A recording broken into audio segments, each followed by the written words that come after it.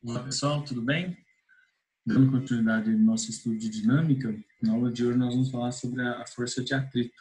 Então, olha, nas aulas anteriores, né, nós já falamos da força peso normal, força de tração, força elástica, e hoje é o dia da gente falar sobre a força de atrito. Bom, quando que eu vou ter atuando sobre o objeto uma força de atrito? A força de atrito, ela passa a atuar sobre o corpo quando esse corpo está deslizando ou quando ele tem uma tendência a deslizar. Então, aí vai ter um atrito entre o corpo, entre a superfície do corpo e a superfície de apoio. Essa força de atrito, ela tem uma intensidade que é calculada através dessa fórmula. Força de atrito a gente chama de FAT. FAT é igual a μ vezes a normal. μ é o coeficiente de atrito e o N é a força normal. A direção da força de atrito é paralela à superfície e o sentido está relacionado ao movimento. Então, o sentido ele é oposto à tendência de movimento. Na imagem aí à direita, nós temos uma pessoa caminhando.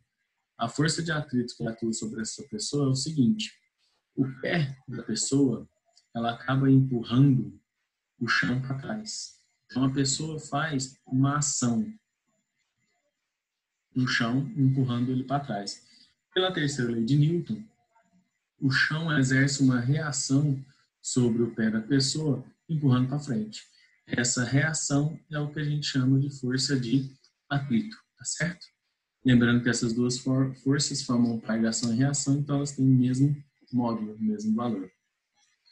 Bom, da onde que surge essa força de atrito? Essa força de atrito, como está aqui no texto, depende da rugosidade da substância, da superfície.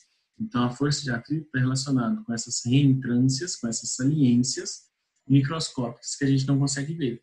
Essas saliências, essas reentrâncias, quando entram em contato com a superfície do objeto, podem oferecer parcialmente uma resistência ao movimento. Então, essa resistência é o que a gente chama de força de atrito. Então, força de atrito é uma força de resistência, tá, galera? As principais características relacionadas à intensidade da força de atrito, né, das superfícies que influenciam na força de atrito, é a aspereza da superfície e a sua flexibilidade. Então, uma superfície muito áspera e muito flexível geralmente tem uma influência muito grande na força de atrito. Bom, um exemplo. Deixa eu só pegar a minha canetinha para a gente poder fazer esse exemplo. Diz o seguinte: um bloco de massa 2 kg está inicialmente em repouso sobre uma superfície plana e horizontal, sobre a ação apenas do seu peso e da força normal. A partir de certo instante, aplica-se no bloco uma força horizontal de intensidade 13 N e observa-se que o bloco adquire uma aceleração de modo 4 metros por segundo ao quadrado. Sabendo que a gravidade no local é 10 e que existe atrito entre o bloco e a superfície, então tem atrito, né? Determine o módulo da força de atrito para essa situação. Bom, vamos passar para o próximo slide e anotar as informações importantes e fazer um desenho aqui. Vou pegar minha canetinha. Seguinte, o nosso bloco, ele está aqui sobre a superfície, sobre a ação da força-peso e da força normal. Disse no enunciado que esse bloco tem uma massa de 2 kg, está num local onde a gravidade vale 10 metros por segundo ao quadrado, vai passar a atuar sobre ele uma força horizontal de 13 newtons, então vou pôr a força aqui horizontal para a direita. Quando surge essa força, surge sobre o objeto uma aceleração, que vai ser de 4 metros por segundo ao quadrado. Como eu devo considerar o atrito entre o objeto e a superfície, eu tenho aqui, oposto ao movimento e paralelo à superfície, a força de atrito. A pergunta do exercício é: quanto vale essa força de atrito? Para descobrir essa força de atrito, a gente aplica a segunda lei de Newton, que diz que a resultante de forças é massa vezes aceleração. Como o normal e o peso nessa direção vertical não tem movimento, o normal se cancela com o peso. Normal é igual ao peso. Peso é massa vezes gravidade. A massa é 2 e a gravidade é 10. Então, a gente já descobriu que o peso é 20 newtons, consequentemente, a normal também vale 20 newtons. Agora, eu vou voltar na fórmula. Força resultante é massa vezes aceleração. Como o normal cancelou com o peso, sobrou como forças a F e a força de atrito. A resultante é a força que está no sentido do movimento F, menos a força de resistência oposta ao movimento, que é a força de atrito. Agora a gente substitui 13, que é a força F, menos a força de atrito, é igual a massa vezes a aceleração. 13 menos FAT é igual a 8. Então, FAT é igual a 13 menos 8. 13 menos 8 dá 5. Então, a força de atrito vale 5 newtons, certo?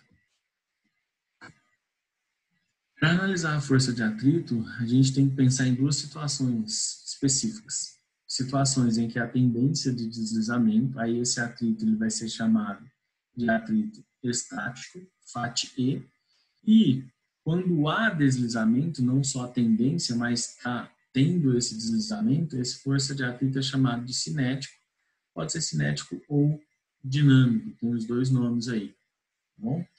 Chamado de FAT-C. A força de atrito cinético ou dinâmico, ela vai existir num objeto sempre quando há movimento relativo entre a superfície, quando há um deslizamento, como aí no caso da imagem ao lado, uma pessoa escorregando no gelo. Tem um deslizamento, então tem um atrito entre essas superfícies. Aí, para calcular essa força de atrito, a gente usa FAT cinético, é igual ao coeficiente de atrito cinético vezes a força normal.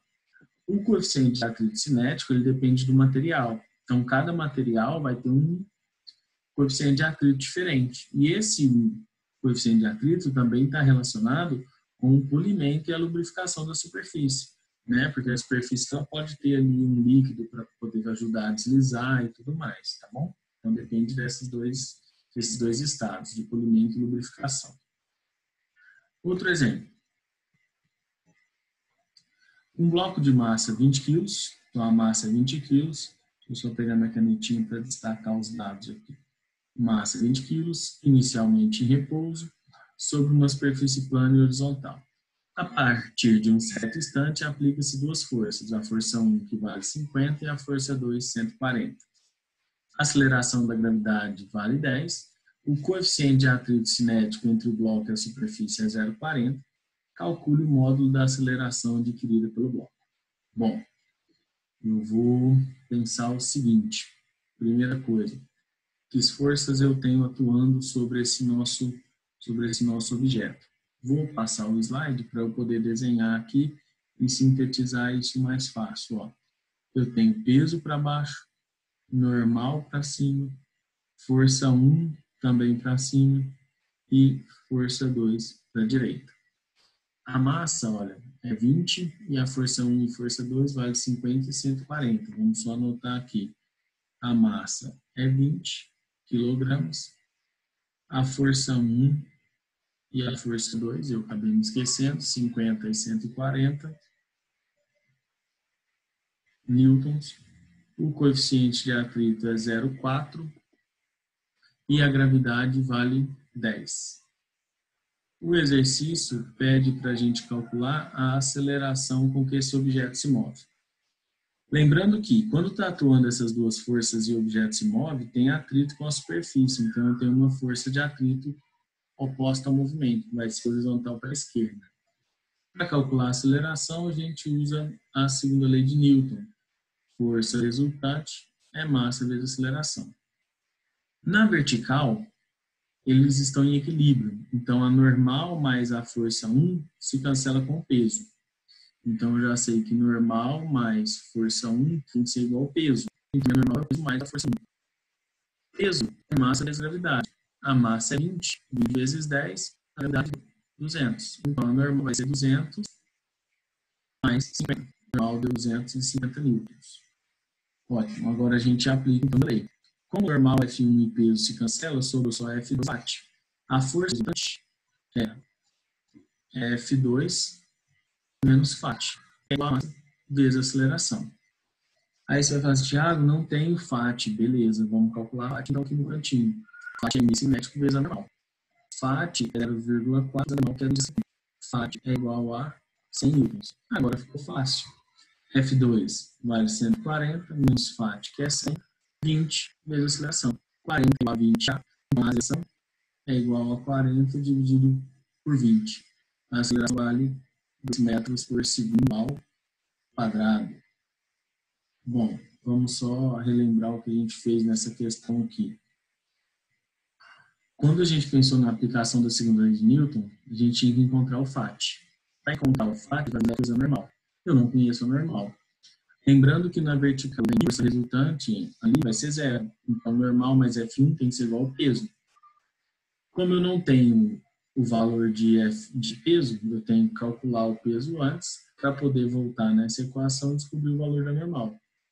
Descoberto o valor normal, volto na equação da força de atrito, descubro o valor da força de atrito e substituo aqui na segunda lei de Newton. Um pouco trabalhoso, mas não é tão complicado.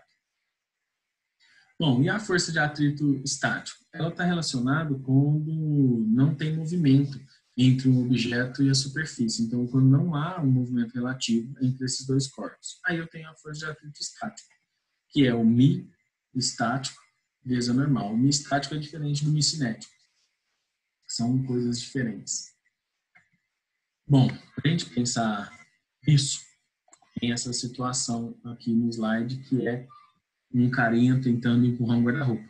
Na situação A ele está pensando, na B ele começa a fazer uma força, na C ele aumenta essa intensidade da força, na D ele aumentou tanto que o guarda-roupa estava prestes a se mover, e na E ele começou o movimento, e na F ele continuou o movimento. Vamos analisar cada um para a gente entender. No item A, na situação A, as forças que a gente tem no bloco é apenas a normal e o peso. Como eu tenho normal e peso somente, eu não vou ter como calcular a força de atrito, porque ele não tem tendência ao deslizamento. Se ele não tem tendência, não tem força de atrito. Então, a força de atrito é nula nessa situação, porque ninguém está exercendo uma força para que esse guarda-roupa tende a entrar em movimento. Ele não está. Está paradinho, não vai acontecer nada com ele. Agora, na situação B, o rapaz começa a aplicar uma força no bloco, começa a aplicar uma força no guarda-roupa, então ele começa a ter tendência ao movimento. Aí já surge uma força de atrito. Porém, o guarda-roupa ainda permanece em repouso. Se ele permanece em repouso, pela segunda lei de Newton, pela primeira, perdão, a resultante de forças vale zero. Então, F tem que ser igual a FAT. Então, a força que ele aplica é igualzinho à força de atrito sobre a superfície. Se ele aumentar um pouquinho mais essa força e ele ainda permanecer em repouso, a gente percebe que a força de atrito é igual à força que ele fez ainda. Por quê? Pela primeira lei, ele ainda está em repouso. Força resultante vale zero. Então, continua sendo tudo igual. Na hora que eu somar, tem que dar zero isso. Se a gente continuar aumentando a força F, a gente percebeu que conforme essa força F aumenta, aumenta também o valor da força de atrito estático. E se eu continuar fazendo essa força aumentar, vai chegar uma hora que o guarda-roupa, o objeto em estudo, ele vai ficar na iminência do movimento. Iminência quer dizer prestes a se mover. Se aumentar mais um pouquinho, ele se move. Que é a situação da letra D. O objeto está na iminência de mover. Quando ele está na iminência de mover, a força que eu aplico é a força máxima para que ele ainda fique parado. Se essa minha força aplicada é a máxima, consequentemente, a minha força de atrito estático vai ter o seu valor máximo. Então, a minha força de atrito estático, ela assume o seu valor máximo, que é o μ estático vezes a força normal. Se aumentar um pouquinho mais essa força, ele já entra em movimento. Quando ele entra em movimento, a força F ela passa a ficar maior que a força de atrito. A força de atrito que atua no objeto é a força de atrito cinético, certo? Então, ele deixa de ter o atrito estático e passa a ter o atrito cinético, que é quando tem deslizamento entre as superfícies. Se aumentar um pouquinho mais essa força, ele vai continuar em movimento. Vou continuar tendo a força F aplicada pela pessoa e a força de atrito. Só que nessa situação, aumentando o valor da força F, a gente aumenta a rapidez do objeto. Porém, a força de atrito não muda mais, porque ela é calculada pela multiplicação entre o coeficiente de atrito cinético e a força normal. Bom, pensando nessa situação toda, a gente pode construir um gráfico de análise para a força de atrito. Situação A, B, C, D e F. O gráfico da força de atrito em função da força normal, da força aplicada pela pessoa. Na situação A, não está tendo nenhuma força. Então, a força A, vamos dizer que é zero. Então, ele está aqui na origem do gráfico. Se aumentar um pouquinho, aplicar uma forcinha maior, ele ainda continua em repouso. A força que ele aplica é igual à força de atrito. Na situação C, a mesma coisa, ele ainda está em repouso, então a força aplicada e a força de atrito é a mesma. Na situação D, ela chegou no seu valor máximo, porque o objeto está na eminência de mover. Então, a força feita pela pessoa na situação D é igual à força de atrito estático máxima. A partir desse momento, se aumentar um pouquinho mais a força, for para a situação E, ele entra em movimento. E aí a força de atrito passa a ser a força de atrito cinético, que é a força de atrito relacionada ao deslizamento do objeto. Perceba que a força de atrito cinético ela é menor que a força de atrito de estático máximo. Por quê? Porque o coeficiente de atrito estático ele é menor que o coeficiente de atrito, ele é maior, perdão. Ele é maior que o coeficiente de atrito cinético. Deixa eu só mudar o símbolo aqui. Certo? Por isso que no gráfico ela fica menor. É mais difícil, uma justificativa do porquê que esse coeficiente de atrito é maior. É mais difícil colocar um objeto em movimento do que pegar um que já está em movimento, que é o caso do atrito cinético, que ele já está deslizando, e manter esse movimento. É mais difícil. Último exemplo. Um bloco de massa 80 kg está sobre uma superfície plana e horizontal, inicialmente em repouso, com atrito. Numa região onde a aceleração da gravidade vale 10 metros por segundo ao quadrado. Sabendo que o coeficiente de atrito estático é 1,2, calcule a máxima intensidade da força horizontal F que podemos aplicar sem que ele saia do repouso. Para ele não sair do repouso, a minha força F aplicada tem que ser igual à força de atrito estático máximo. E como que a gente calcula essa força de atrito estático máximo? Através do produto do coeficiente de atrito estático vezes a força normal. E como esse objeto está em repouso, a força normal é igual ao peso. Peso é a massa vezes a gravidade. Então, a normal vale 80, assim como o peso. Voltando na força de atrito, que é igual à nossa força F aplicada, é 1,2 vezes, só apagar aqui, é 1,2 vezes 80. Então, a minha FAT máximo, basta eu fazer o produto entre 1,2 e 80. 1,2 vezes 80 dá 96 newtons. Então, quer dizer que a minha força de atrito estático máxima vale 96, perdão. Então, quer dizer o seguinte, a pessoa vai estar aplicando uma força sobre o objeto e oposta a ela vai ter uma força de atrito máximo, que ainda vai manter ele parado. Como essa minha força de atrito que mantém ele parado é a máxima, a minha força aplicada tem que ser igual a essa máxima. Portanto, a minha força vale 96 newtons. Bom, pessoal, o que eu tinha programado para a gente falar de força de atrito está aí nos slides que vocês acabaram de acompanhar. Espero que vocês tenham entendido e depois a gente discute mais relacionado a alguns exercícios sobre esse tema. Um abraço, até mais, até a próxima.